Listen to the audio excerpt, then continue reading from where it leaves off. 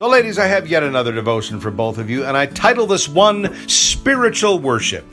And it's taken primarily really from Romans chapter 12, verse 1. And just a few days ago, I had released a devotion or a rant where I was talking about what I thought was, coming to the United States.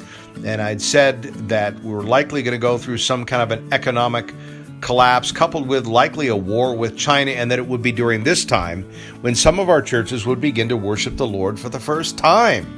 And I said that because they would be forced, more than just in a token way, to truly reach out and help the people in their communities, because there would be no one else to do it, and that this would overwhelm and consume many of our churches, but that through that process, they would begin to finally offer up worship to God. Okay, so with that said, let me go into Romans 12, verse 1. And this is really one of those verses, the more I look at it, that we often gloss over, we often, iron over it, and don't really recognize what we've truly read here. This is really profound what Paul says. He says, "Therefore I urge you, brothers and sisters, in view of God's mercy." Well, what's God's mercy?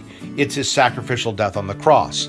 "To offer your bodies," here it comes, "as a living sacrifice." Not just a piece of meat frying up on an altar, but a living, breathing sacrifice, holy and pleasing to God.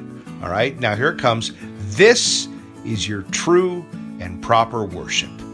And so the question for me is, well, what does Paul mean by this? And I think the answer can be found in what Christ said elsewhere when he was asked what the most important command was. All right? And he said it was to love the Lord your God with all your heart, soul, and mind, and then to love your neighbor. And that all the commands, whatever they may be, hinged upon those two commands. And then elsewhere, and this is a verse that I've quoted till I'm blue in the face, in Galatians 6:2, Paul says that we are to bear one another's burdens. And in so doing, that we would fulfill the command of Christ. He didn't say commands as if this was one of many, but the command of Christ. So this is it. And so both of these passages, the one thing that they have in common is loving God. And then out of that love, it is practically implemented when we bear one another's burdens, when we love one another.